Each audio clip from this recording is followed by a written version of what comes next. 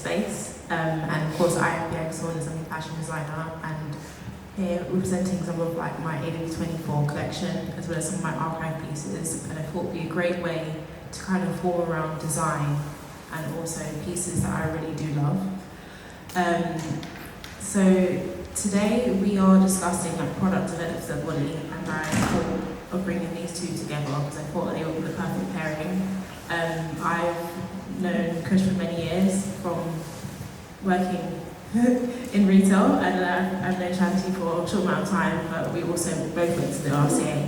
I'm first going to get them to introduce themselves. Okay, I'll start. So my name is Kusheda Mensah. I have a design practice called Modular by Mensah, and right now we're currently known, or I am known, for furniture design. And I guess how I first started was kind of finding purpose and meaning with like just an art practice. I studied surface design, and it was everything like textiles, and towards the end of my degree I got really obsessed with furniture design and started studying all the ways I could integrate furniture and textiles together. And so then I actually started getting really into modular furniture because it was kind of the social aspect for me. So a lot of my now practice is centered around social design. So like working with companies means that we're always thinking about how space works and how to help people better connect in and around the space. So that's kind of how my name was also manifested, because I actually went to the Prince's Trust when I first started, and they kind of encouraged you to put what you do in your name, or like the things that you were thinking about, and I could only think about kind of the alliteration of my last name, and also having the presence of my last name in a business or an art practice idea.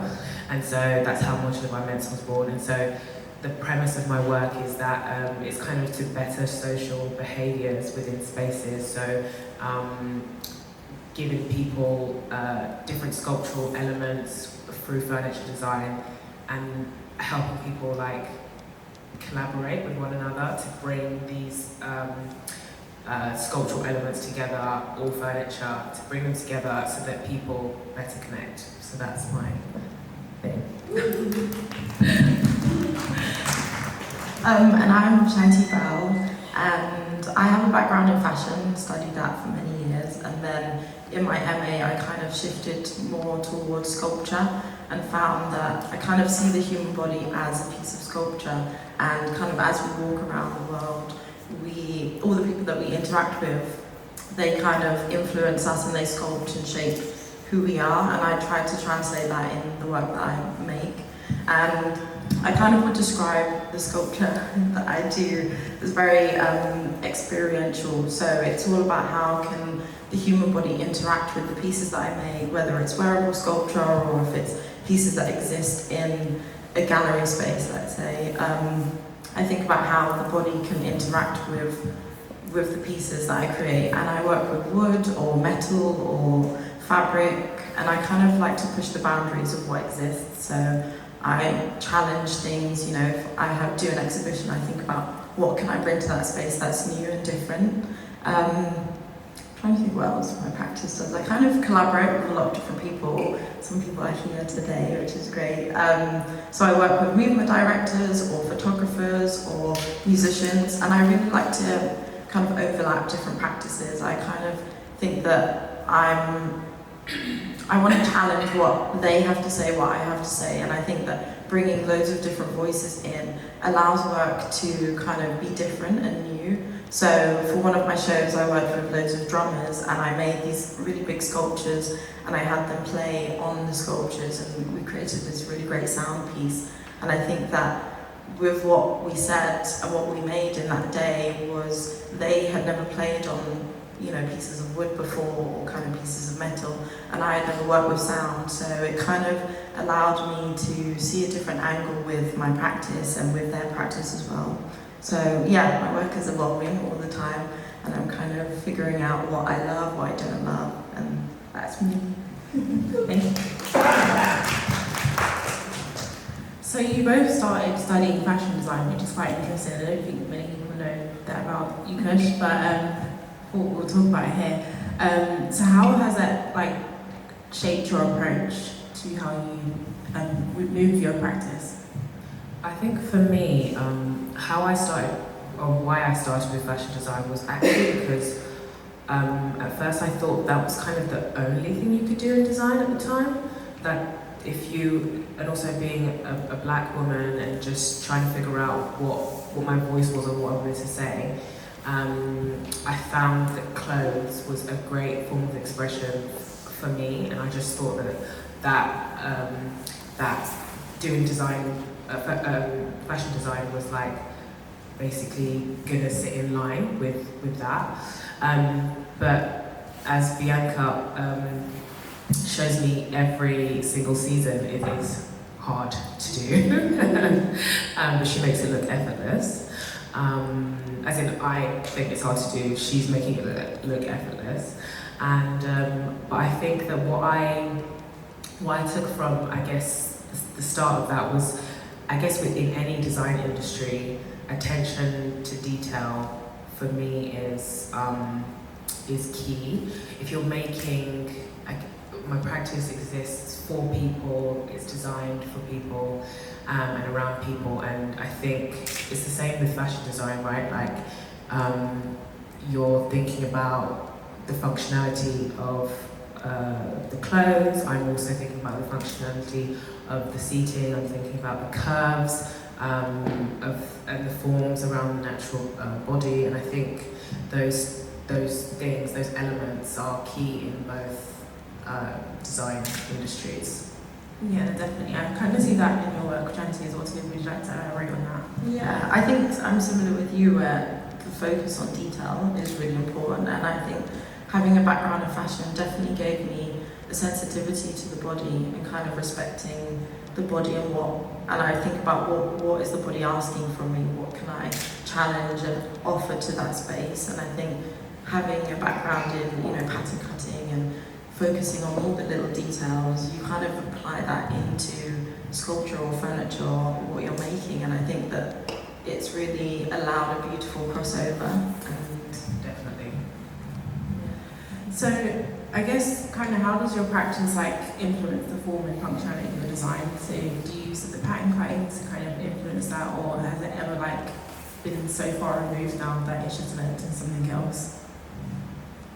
I would say that so for me, form is everything. I also work project-based, so whenever I think about creating a new product, or working with a company or working within a space, I'm always thinking about form and sculpturally the body, how it informs the human body, and also I also think that some of the forms that I create and work with are extensions of the human body. So that's how form, I think, how I think about form when it comes to the practice of things. And I think in terms of with fashion design, linking it back, you're always thinking about form because you start pattern cutting, right? And thinking about how the human body works and how this pocket's gonna fit with this, and the length of it. I think it's the same with what I do, because I think the sculptural objects that I make are very, or if you want to call them furniture, it's just an extension of the human body. Yeah. Yeah, I mean, I think our practice is definitely basically say what I said. But I think, definitely having the human be your starting point, and with fashion you're taught to look at the body straight away and kind of what you can add to that space. And I think that for me, I design with the human in mind always, and I think that crosses over in terms of what I think about emotionally people want to feel and experience with my work, and kind of what can I allow them to feel, and what can the space say about their interactions, how can I kind of foster community in that space. So I think it's allowed the human to be front and center, and I think that that's something that is necessary in this world, especially as we're very, I think, quite forced to think that we have to be individual, but we're stronger in numbers, and I think that that's what fashion has definitely given me, is that kind of allowing the person to be kind of front and center. It's quite interesting because you both use community to kind of interact with your objects. Like what's been the feedback of them doing that? So when I first started, I thought what I was doing was kind of crazy, because I was like, this is just furniture, like who cares, it's objects that you basically configure your own social space. And when I first took it to Milan, I was just testing it out at Salone, and the premise of it was, at the time, I guess it was the height of the influencer, everybody wanted to look the best, be going on the best holidays, whatever, but it was causing a lot of depression, and what real reality versus Instagram looked like. And I wanted people to put away their phones and really talk to each other and interact with one another. And so I took the products to Milan to test out. And I think that's where I first realised, actually this can work, because I guess through form and through interest, people were intrigued and basically building or forming and fusing connection between one another whilst configuring their own social space. And so I think, I don't even know if I'm answering the question. There you are. Okay, cool. And so forming community through that is, and also just working with different spaces as well. That's also how I'm able to see how community can be built. And also community is absolutely essential to the practice, because without I'm making this product for people to use, and these objects for people to use, so without people there's just no me and what I'm doing.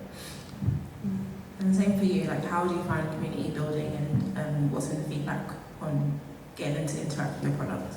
I mean, I think with community, what's really great and also really scary is it's a complete unknown. When you have work that you're asking people to sit in or interact with, you don't know how they're going to respond to it or receive it. And I think that I find it's a great learning curve. I have to make things with the idea that they have to be really practical and kind of make sure that they last the test of time for people to sit on them. But with my solo show that I had earlier this year, I created this space where it was all carpeted, and I wanted to challenge what a gallery space could be. I find when I go to exhibitions, it's all white walls, it's that kind of really noisy flooring that you want to tiptoe on, but it's super noisy when you walk, and there's all these kind of lines where you can't cross over. And so for me, it's allowing people to receive artwork in the way that they want to. If you want to touch it, if you want to get up close and personal.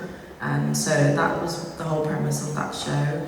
And what was nice was I didn't know what people would do in that space, but people kind of congregated together. I had a child come over the weekend of the show, and she kind of just ran loose in the space, was pulling things down, and it was just fascinating to see. And I think that giving people the freedom to experience a space how they want to and not feel like they have to be restricted in any kind of way is kind of what I like to, or hope that people will do in the spaces I create. So.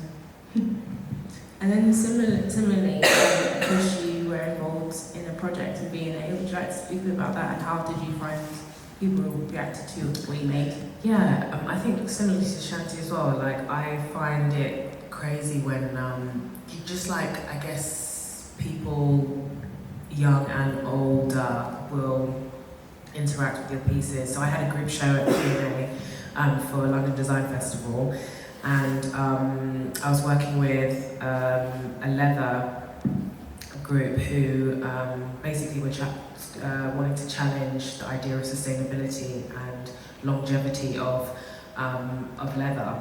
And I guess without going too much into the project of it, I guess for me also, making objects and products that stand the test of time as well means so much to me, because I have two young kids, and I don't want like the amount of waste that even the design industry in general puts out there. I don't want to be a part of that. So like when I'm creating art or objects or like design-led things, I'm always thinking about people, how they can use it, the longevity of that. And it was well received. Like we I had a friend, Kyra Clark, come out and respond to the pieces as well, with a reading of basically it was kind of looking at the just like the beauty of like skin and leather, and but also celebrating like form and like I think just nature of just appreciating what nature can give you. And I think I'm obviously doing this through furniture design or design. Like I'm always exploring, I'm always just exploring people and like nature, organic things through my practice, and I think it was well received, so yeah. It's quite interesting because you both are like multi-disciplinary artists, but then like what has influenced, like, said people in the past that you think have really been a touch point or not really? Because you're kind of like, or is it just creating your own path right now?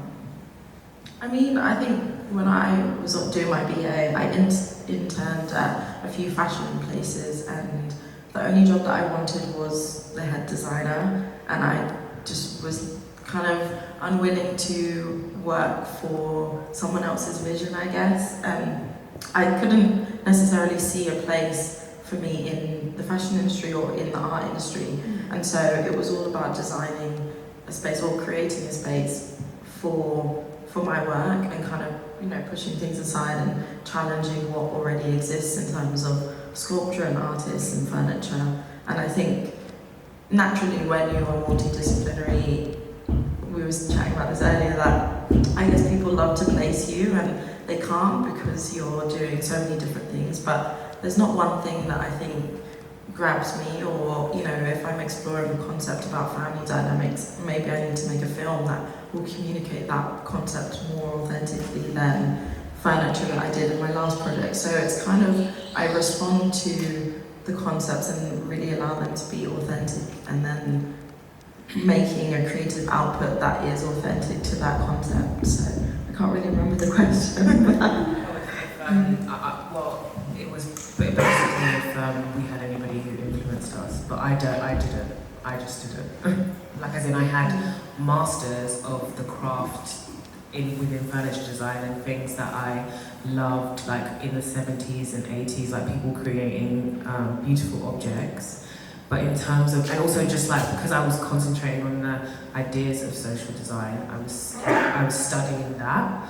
But in terms of like anyone to look up to, no, because there aren't many black women in the design industry, like furniture design. So even when I'm walking in rooms and it's just all men and they're all white, and there's no problem with that. It's just there's no representation, and I think the space is opening up now, which is amazing. Yeah. I think, and also I think like what I actually was speaking. Actually, I was thinking to myself, oh my god, like I actually did start in fashion design, because I would like intern for like fashion weeks, and then like be doing production, and so yeah, it's been like a whole life cycle of thinking about where I wanted to fit within design, and I feel like I found my place, and I'm still really like trying to find my voice within that as well. Do you find it difficult being like kind of the first of your path, or you sort of just like, let's figure out what's the... I find it hard because people are always like, oh my god, how did you do this? And I'm like, I'm winging it. Like I'm just trying to figure it out, like we all are. And then when I found the key to the door, I'll give you the key, because I'm always about like helping others. Because if there's like if there wasn't like I would just kill to have the tools essentially. So, and I guess like mentoring or mentorship is so important as well in that way. But yeah, I think similar. I don't find it. Yeah, it's kind of there's no boundaries, and I think because there is no kind of person doing necessarily what we're exploring, I think it's kind of nice because there's no set way to be, there's no roadmap, which is terrifying and exciting at the same time. You know, you're not driven by something that exists already, so you're kind of charging your own course, but you have no idea where it's going to end up. And I think that was a big reason why I switched, kind of felt fashion was kind of, I saw the end of the road for me and wanted to kind of become more of an artist, was I could almost predict the collections that I was going to make, and I felt like because of that I wasn't excited by what I was going to do, whereas with the kind of sculpture and the art that I create, I have no idea what the next project's going to be or kind of what the outcome's going to be, and I think that I find that such an exciting space, and it keeps me invested and interested in what I'm doing. So I think it's quite nice actually. I guess you both like smallly touched upon that you collaborate with friends and people around you. Are those your main points of inspiration, or is it something that really helps spark ideas? So someone like Cairo, who I worked with recently, she's incredible. She's an incredible curator herself, but also writes a lot of text. I think in terms of, again, like going back to community, these working with friends who are artists, who are writers, who have their own practices, I think it's kind of essential to my output as well.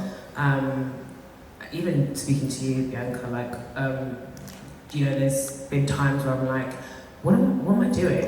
Is this the right thing I should be? Is this the right career path? Like, should I keep going? Is this the thing that I need to be doing? Because like you said, it's the unknown, it's great because you can pave out your own path, but it is also terrifying because you're like, okay, so what's the next step now? But I think, in terms of having other collaborators who are friends who can contribute to your output, I think is essential to like my practice for sure. Yeah, very much. I think the community that naturally surrounds you are your biggest support system, and I think, like you're saying, collaborating with them, they know you, you know them, and I think that relationship that's already been grown only helps your work become stronger and better. And I think that you can kind of see that in the work that you make, is that it's been made with love and care, and it's been made with a relationship that is really strong. So I think realizing that you can't do it alone, for me that was quite a big turning point, is that I would always be carrying loads of stuff and like working in the studio super late and not really kind of communicating to my family and friends what I was doing. But as soon as I opened that door, it just took a weight off, because you can share in that space, and then people would offer ideas and kind of perspectives that were important to kind of make the work succeed. So I think it's never forgetting that your community is like there for you, and they always turn up for all your shows and everything. And I think that that's like the best thing, is like seeing like your mum in the crowd, like knowing that she's seeing you kind of work through the whole process as well. So I think community is like one of the biggest things, and main collaborators always. I think I've definitely found that with you guys, like if I'm speaking to you, like, oh, this is another idea, and then able to kind of bounce off each other, which has been really fruitful and very like actually invaluable. But I guess the future of your vision and stuff like that, what way do you guys see it going, and what are you itching to do next? You get that. Next year. I think so with my last show, it was very much about the audience interacting with these sculptural pieces and kind of sitting within them. And what I'm curious to explore next is this static form of sculpture and inviting a moving body, so working with dancers and kind of looking at that space of having a 3D form and then someone being able to dance within and around it, and kind of crossing over this idea of kinetic sculpture and the static form, and then vice versa. So that's something that I'm really curious to do next. And I've worked with dancers before, and it was just incredible because the practice is so different and how they approach a physical object is so, I guess, unique. So that's what my plan is next. And yeah, not really sure what it's going to look like, but I'm excited. I guess also working with dancers, like it brings your it really brings your vision to life. Like they're bringing the art to life. So that's quite fun. So I'm going back to, I feel like the future of my practice also is, one of the avenues I want to go back to is like print design. So I want to start exploring that, but more like artistically, but within space. And I've been recently like looking at Adenkra symbols. I'm from Ghana, so like we have this kind of non-verbal way of speaking through like print and symbols, and symbols are quite a big thing in our culture. And so I've just been looking at symbol work and symbolisms and what that means and how I want to communicate that. So it's quite ambiguous at the moment, but we're getting into it, into the research phase. And then just like working with companies selling my actual product. So in next year I'll be launching a product with Hem in June. And yeah, there's lots of little exciting things happening that it's bubbling up in my brain, but yeah. Yeah, that's really exciting. Well, thank you guys for being with us today, and I'm going to open up for Q&A. Where do you look to be inspired when you find yourself maybe in comparison of just other artists, or in a time frame where you're feeling really like stagnant or blocked? What do you do to feel really inspired, I guess? Where do you go to find that mental capacity to, I guess, create? I actually really, the first thing that came to mind when you were asking this question, it's a very good question, is I lean on my friends a lot, like creative community, and like best friends who maybe don't even work like within the space that you do. I think they remind you of who you are. One thing I always try to remind myself as well is that there's only one of you. No one can have the same thoughts that you have. They might have the same idea, but they don't have the like foresight of where it's gonna go. And so with that like confidence in like your individuality, I like try and, I mean, it's obviously can be really hard with like a lot of just noise at you all the time.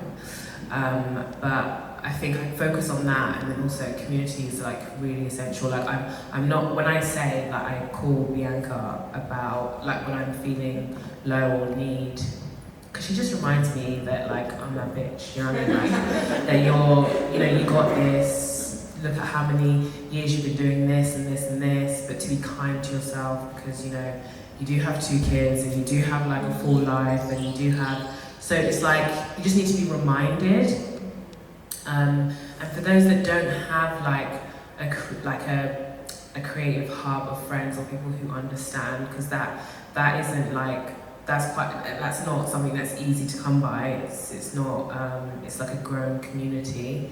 I think it's good to just, I don't know, start from scratch again. Like think about, I write a lot sometimes, like you just want to start from the basics of the things that you love, and then I guess almost like the spider diagram a little bit. That's kind of how I work sometimes when I'm feeling like, I just write down loads of notes of things I have in my brain, because sometimes you just feel so like overwhelmed by the thoughts that you have and the things that you want to do. And I think that also writing them down and then having a vision for each of those things can also be really helpful. And also ask for help. Asking for help is like, you need to be reminded that you're a bad bitch, but then also you need to also ask for help as well. Yeah, no, I very much do. That was also really great. Yeah, I think getting stuck is inevitable as an artist. It's you're so emotionally invested in it that you're going to get burnt out. You're a living human being as well as being a creative. So I think giving yourself a lot of grace, I try to do that probably not enough, you know, as much as possible. Is like, you're not able to always be on and doing, and that's okay. I always find like a night out is always really helpful as well, you know, just like just get a bit messy and don't think about it. You know, I think shutting my brain off is one of the best things that I have found to be really useful. And also kind of talking to people that aren't in the creative industry have been really helpful. They put it in context and perspective. You know, you're stressing about this one idea or this thing and you realize it's so small, and sometimes people can offer you really interesting, it might be way out there and something that you don't want to do. Like, I've had some advice and they're like, no. But I think it's kind of nice to just hear different perspectives, and speaking, I think very much so, just talking your thoughts and feelings out loud, having someone to just sound an idea off them, I think is really useful as well. You know, I think verbalizing things can help make it make sense in your mind as well. So yeah, look, there's lots of different things, and then yeah, sometimes I just sit in it and I'm just having a bad week, you know, just the thing. I actually had another one, be bold as well. I always like advise friends who, if you have like someone that you follow on Instagram, you like their journey, or like anywhere, just anything, like LinkedIn, whatever, message them and like be like, you know, I'm struggling with this and don't make it too long, but just to be like, what's your advice for this? Because some people, like again, just asking for help. Like, I always advise friends to do that. I'm like, oh, don't we know that person? Like, why don't you just message them for that and just like ask how they did that, or how they got to the other side of that. And I think that also helps, which is part of also asking for help. So yeah.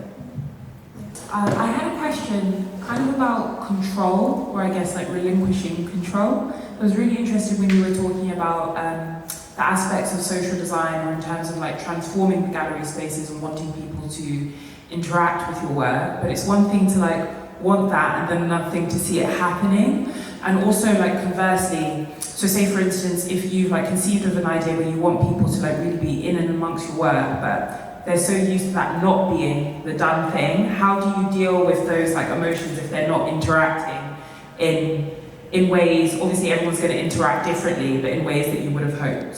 So yeah, I guess the question is about control. I hope that makes sense. I think, I think when you create something, maybe you have a vision for it, but then also how it manifests itself can also be a beautiful thing as well, which is also part of you relinquishing your control as well. So the control kind of lies on both sides.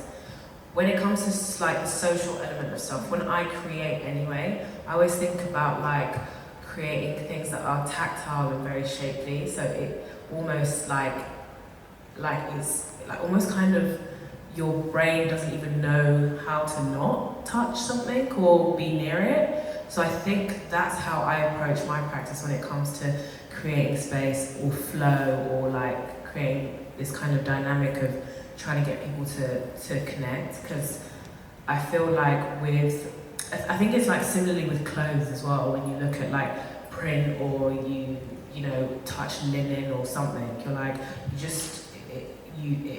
I guess you form like lots of different associations with like memory. It brings up a lot. So I think about like fabric and form a lot within my work, within space anyway. So I feel like that's how I get people to really kind of, or push people in a like a non-invasive way. And then I guess in terms of like within a gallery space, or if you're in a space, you actually invite people to like, you can touch this, or by like signage.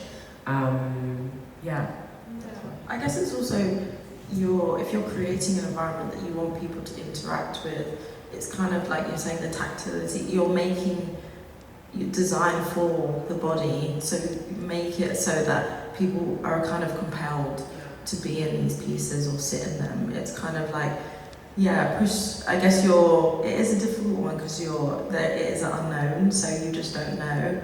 But I think releasing the control, I always release it as soon as I've created the design. I'm like, this is no longer mine. As soon as I put it in a space, I'm now sharing it with everyone else. And things might break, things might look different and stuff, but you kind of can't have any control in that space. And there was a part of me, I remember when I put all the pieces out, like, okay, it's come perfect now. No one needs to come. Don't know if I really want to invite people in. But then as soon as people entered the space, that was when the work was activated. That's when it became alive. That's when it made sense. And I think that if you're designing for people, that it needs to happen, and it needs to happen in the way that, whatever way that people will receive it. So you kind of be inspired by what happens in that space, and kind of allow your lack of control to be your next kind of inspiration for what comes after. Yeah, I don't know if that. Yeah, beautiful, thank you. Just a follow-up to that control element. In terms of experiential design, have there been any reactions to your work that have really shocked you? And in taking that on board, has that informed your practice going forward? That's a really hard question. It's a great question. Things that have surprised me. I don't know, I think it was definitely, with my last show, I wasn't there at the time, but the curator told me that a child had come in that was severely disabled, and his parents had seen the kind of advertisement for my show and thought it would be a great space for him. And I think that was something that really, it just blew my mind, because it was just so incredible. This was a space that was open for everyone, and he interacted with every piece of sculpture in there. He kind of allowed the forms to hold him, he sat in everything, and he created a sense of play in this space. And I think that you have the intention to design for everyone, and you hope everyone will come. And I think the fact that he came and he felt comfortable to be himself in that space was something that it was always my intention, and I was hopeful that people would want to come to that space and do that. But then seeing it happen was just like, this is why I make the work that I do. It's so people can feel connected, and so they can have an experience with art or spaces that they don't feel like are for them. So yeah, I think for me, that was something that really kind of created a further drive that this is something that I need to push forward, and that, human interaction is so valid and needed. So yeah, that for me was a good turning point for sure. I was just going to piggyback on what she said and basically say just anyone using my furniture period is like a surprise to me, to be honest. And also just that, seeing young and old people using it is amazing, because it just feels very intergenerational, and just you can transform any space and be anywhere. Sorry, I'm so comfortable in this chair.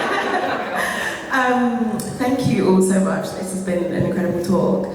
I wanted to ask, you sort of touched on it briefly before about this creative community that you all have fostered, and even your connection with one another.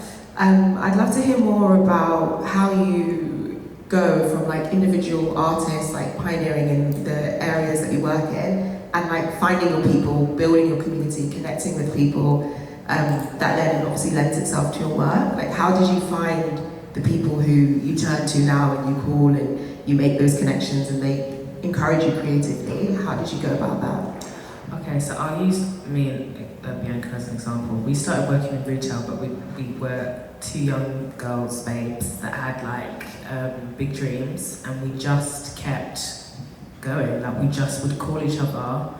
Basically, it would be once a week chats, just going back and forth about just, okay, I've got this going on, or I guess it's trying to find. So, do you have many friends within the creative industry, or not that many? Yeah, I do, to be fair. Okay. And I guess whenever I think about work that I want to do creatively, I'm always who should I speak to about this? But you should just speak to, yeah, I guess, any of them, because I think what they have going on as well, I guess that exchange as well, you open up that dialogue first of all. So just opening it up, just to be hey babe, I'm thinking I want to do this or this. What do you think? How would I go about it? I'm thinking I would go about it this way. How would you, just seeking any type of advice. Because if you don't already have that dialogue already, then you opening up that space then creates this like thread, and then they might do the same with someone else, and then you start building this like circle of people, or just like your own circle of people, go-to people that you go to, and then you support each other at each other's events, and then try and have as many check-ins, like, and not speak about work as well, because that's really important. You don't want to always like have your like relationships centered around like work, and even though it's a part of you, you don't. Yeah, it's like it doesn't make up all of you. Yeah, I think that's kind of how it's worked for me, and I think I used to go out a lot, so that's kind of how I've made my creative community as well. It's mostly from people I've known from like just being out, and then you end up being, and then sometimes I genuinely don't know what my friends like actually do, the titles, because I spend so much time we've spent so much time dancing, drinking, or talking about other stuff, and then you're like, oh, actually, you can help me with that. Can you help me with that, please? You know. So. Yeah, no, very, very similar. I think it's also kind of your friendship network usually are the kind of the first port of call, I think, for anything, even if they're not creatives, you know, they can lend a helping hand, offer a different perspective. I found kind of like, you know, messaging people on Instagram whose work I really like. That's how I found the photographer from my last show. I've always followed him and then just messaged him and said, hey, would you be interested? And I think that you'll be surprised that people are more than willing to kind of work with you and want to do something creative, especially if they're, you know, young and up and coming as well. They are keen to kind of get work out there as well. So yeah, I think it's kind of like tapping into people that you are interested and kind of having a proactive approach, and then also tapping into your friends. I found kind of, for me, networking doesn't come naturally, so I try and put myself in spaces that kind of I can network in a way that's comfortable for me. So I think kind of if you going in a room and having the champagne glass and having to talk and sell yourself isn't your thing, kind of figure out different ways of kind of how you can create a creative community. So, you know, maybe going to like Tate Lates are always really good to kind of chat to people, so it's a more relaxed setting, or going to private views I find are great because everyone there wants to chat and that kind of thing. So, and also, you know, people that you meet even in spaces like this, is kind of keeping that relationship as well, especially if you kind of chat and connect straight away, follow that up, you know, a month later, go out for coffee, have a chat about things, and it's kind of actively building those relationships, I guess, is really important. Great, thank you. So where do you guys, how much inspiration do you guys get from other industries? And also, what's the biggest obstacle, I guess, within your practices that you had to overcome this year? Great questions. First one, I would say, in terms of other industries, probably, I guess it's still within design, but architecture, I'd say architecture one, and then I'm quite obsessed with colour, so I would say I'm always looking at colour. I don't know what necessarily I could call that industry in terms of like, kind of like visual research of like colour and really looking at colour in depth and how it affects your mood and like energies and whatever. And then the second question, what's the biggest obstacle? Balancing, this is more like family related, just balancing my life with kids, just balancing my life, like this like design life with my real life, who I am, and then my kids. Just like trying to figure out what that looks like and what I want to say to the world, because there's lots of things, like every year you're like, oh my god, new goal, like what do I want to say, but then yeah, the work is, I'm ever changing, work could be ever changing, and then they're also always changing, and like meeting different deadlines, schedules, all of that. Yeah, that's my thing. I think with your obsession with colour, my obsession is with curves and kind of shapes and forms. So that's kind of, I guess I draw a lot of inspiration from just looking and kind of the world as it is. I also, language for me is a big source of inspiration, so I interview a lot of people before every project. I interview kind of different, so if it's father and son relationships I'm looking at, I'll interview lots of different fathers and sons and kind of get different perspectives and then break down that language and use that to kind of inform the shapes that I create. So yeah, for me, language and people I find fascinating. You know, everyone's got a point of view and I find it interesting to hear what they have to say and think about how I can visually communicate that. In terms of obstacles, I think finances are always a big one. We live in a world that's super expensive, so I think being an artist, making work that people can buy, but also for you to afford to kind of keep surviving, yeah, is a big challenge. I haven't still kind of overcome that yet. So I guess, yeah, it's an ongoing challenge. It's kind of like, I think, realizing that you have to do multiple things at once. That's become very clear to me. You can't kind of just make money as an artist when you're very much starting out. So it's kind of being okay with doing lots of different things and making sure that they kind of fuel your practice as well. So kind of, you know, if you need to do a bit of freelance. I also work in a coffee shop as well. You know, it's kind of like letting things be additions to your life that will help you grow, but also allow you to put money straight back into your practice as well. So yeah, I think finances is always a one. That is a really, really good one. Wow. Yeah, because you can't be an artist and not have a side hustle for sure. Or multiples. Oh, that's, yeah. Definitely, that was a good note to end on. So, a round of applause for Kusheda.